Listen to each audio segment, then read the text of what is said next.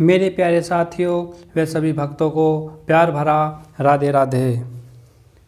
सर्वप्रथम श्री गणेश भगवान को नमन करते हुए तथा अपने श्री गुरुदेव महाराज के चरणों में प्रणाम करते हुए उनसे यही आशीर्वाद मांगेंगे कि हमारी भगवान श्री कृष्ण के चरणों में भक्ति बढ़े और हमें उनकी कृपा प्राप्त हो। इसी प्रार्थना के साथ आज हम अपनी वीडियो को प्रारंभ करेंगे, जिसमें भगवान श्री कृष्ण अर्जुन को श्रीमद् गीता के दूसरे अध्याय गीता का सार का दिव्य ज्ञान अर्जुन को बता रहे हैं।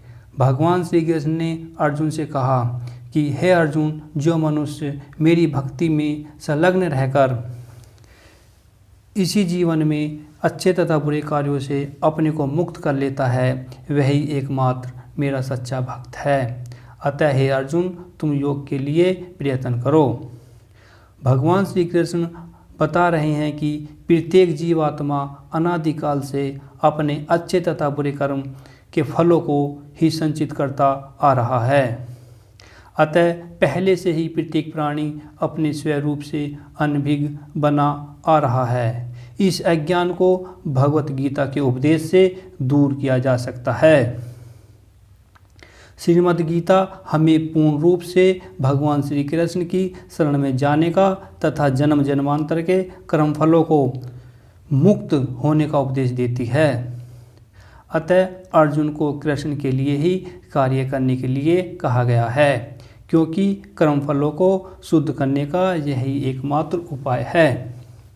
भगवान श्री कृष्ण अर्जुन से कह रहे हैं कि भगवत भक्ति में लगे रहकर बड़े बड़े ऋषि मुनि तथा भक्तगण अपने आप को इस भौतिक संसार में कर्म के फलों से मुक्त कर लेते हैं। इस प्रकार वे जन्म मृत्यु के चक्र से छूट जाते हैं और भगवान के पास जाकर उस अवस्था को प्राप्त करते हैं जो समस्त दुखों से परे है। भगवान श्री कृष्ण अर्जुन से कह रहे हैं कि मुक्त जीव का संबंध उस स्थान से होता है जहाँ भौतिक कष्ट नहीं होते। भागवत में भी कहा गया है, जिसने उन भगवान के चरण कमल रूपी नाव को ग्रहण कर लिया है जो दृश्य जगत के आश्रय हैं और मुकुंद नाम से विख्यात हैं, अर्थात मुक्ति के दाता हैं, उसके लिए यह भवसागर गोखरू के समय जल के समान है। अर्थात वह स्थान जहाँ भौतिक कष्ट नहीं है, उसके लिए वही बैकुंठ है। अज्ञानवश मनुष्य यह नहीं समझ पाता कि यह भौतिक जगत एक ऐसा दुखमय स्थान है जहाँ पद पद पर संकट है। केवल अज्ञानवश अल्पज्ञानी पुरुष यह सोचकर कि कर्मों से वे सुखी रह सकेंगे, सकाम कर्म करते हुए स्थिति को सहन करते हैं।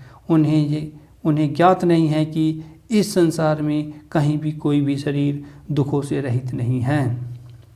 संसार में सर्वत्र जीवन के दुख, जन्म, मृत्यु, जरा तथा व्याधि विद्यमान हैं, किंतु जो अपने वास्तविक स्वरूप को समझ लेता है और इस प्रकार भगवान की स्थिति को समझ लेता है, वह भगवान की प्रेमा भक्ति में लगता है। फलस्वरूप वह बैकुंठ लोक जाने का अधिकारी बन जाता है, जहाँ न तो भौतिक कष्ट में जीवन है और न ही काल का प्रभाव है तथा न ही मृत्यु है। अपने स्वरूप को जानने का अर्थ है भगवान की अलौकिक स्थिति को जान लेना। जो भ्रमवश यह सोचता है कि जीव की स्थिति तथा भगवान की स्थिति एक समान है, उसे समझो कि वह अंधकार में है और स्वयं भगवत भक्ति करने में असमर्थ है। वह अपने आप को प्रभु मान लेता है और इस तरह जन्म मृत्यु की पुनरावृत्ति का पद चुन लेता है। किंतु जो यह समझते हुए कि उसकी स्थिति सेवक की है, वह अपने को भगवान की सेवा में लगा देता है। वह तुरंत ही वैकुंठ लोक जाने का अधिकारी बन जाता है। भगवान की सेवा कर्म योग या बुद्धि योग कहलाती है, जिसे स्पष्ट शब्दों से भगवत भक्ति कहा जाता है। भगवान श्री कृष्ण अर्जुन को बता रहे हैं कि जब तुम्हारी बुद्धि मोहरूपी सघन वन को पार कर जाएगी तो तुम सुने हुए तथा सुनने योग सबके प्रति एक निष्ठ हो जाओगे। भगवान श्री कृष्ण ने कहा, भगवत भक्तों के जीवन में ऐसे अनेक उदाहरण प्राप्त हैं जिन्हें भगवत भक्ति के कारण वैदिक कर्मकांड से विरक्ति हो गई है। जब मनुष्य श्री कृष्ण को तथा उनके साथ अपने संबंध को वास्तविक रूप से समझ लेता है तो वह सकाम कर्मों के अनुष्ठानों के प्रति पूर्णतः एक निष्ठ हो जाता है। भले ही वह अनुभवी ब्राह्मण क्यों न हो, भक्त परंपरा के महान भक्त तथा आचार्य श्री माधवेंद्रपुरी का कहना है, हे मेरे त्रिकाल प्रार्थनाओं तुम्हारी जय हो, हे स्नान तुम्हें प्रणाम हो, हे देव प्रीतगण अब मैं आप लोगों के लिए तर्पण करने में असमर्थ हूँ। अब तो जहाँ भी बैठता हूँ यादव कुलवंशी कंस के हर्ता श्री कृष्ण का ही स्मरण करता हूँ और इस तरह मैं अपने पाप में बंधन से मुक्त हो सकता हूँ। मैं सोचता हूँ कि यही मेरे लिए पर्याप्त है।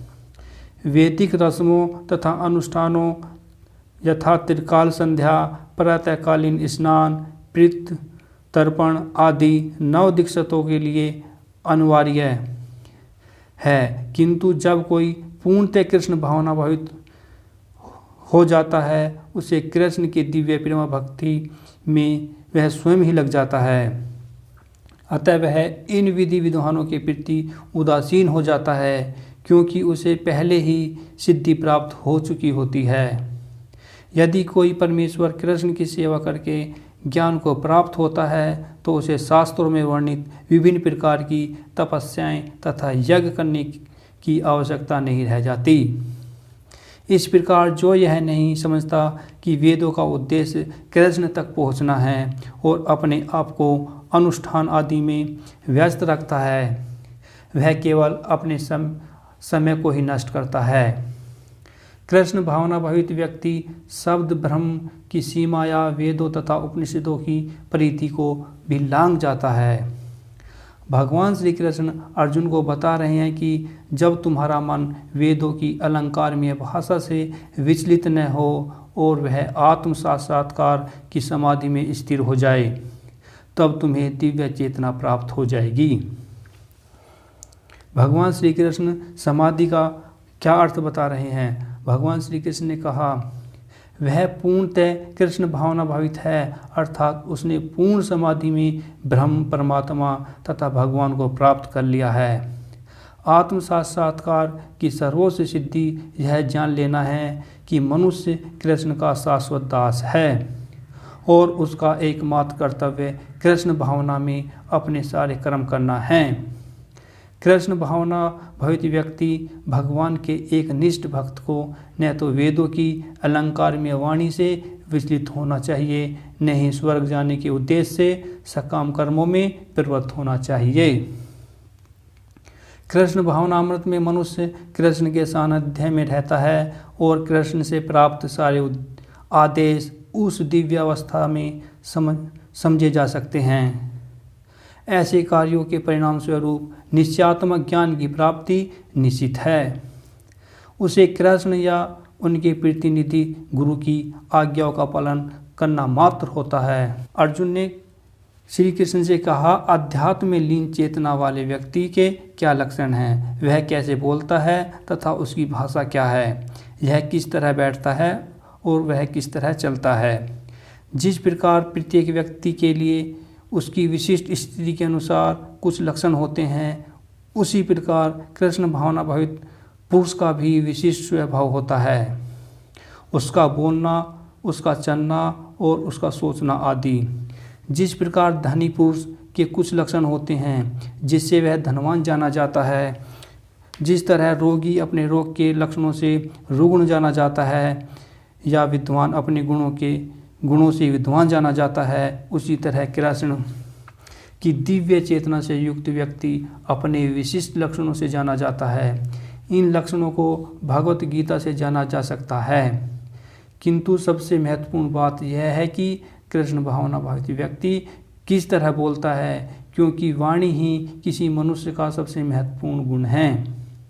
कहा जाता है कि मूर्ख का पता तब तक नहीं लगता जब तक वह बोलता नहीं है। एक बने ठने मूर्ख को तब तक नहीं पहचाना जा सकता जब तक वह बोले नहीं, किंतु बोलते ही उसका यथार्थ रूप प्रकट हो जाता है। कृष्ण भावना में व्यक्ति का सर्वमुख लक्षण यह है कि वह केवल कृष्ण तथा उनके संबंधित विषयों के बारे में बोलता है, फिर तो अन्य लक्षण स्वतः प्रकट हो जाते हैं जिनका उल्लेख आगे किया जाएगा। अतः मेरे प्यारे साथियों, आज के लिए बस इतना ही। अगर आपको हमारी वीडियो अच्छी लग रही हैं तो हमारी वीडियो को लाइक करें और हमारा चैनल हरि नाम कृपा को सब्सक्राइब करें। आज के लिए बस इतना ही। सभी भक्तों को प्यार भरा राधे राधे।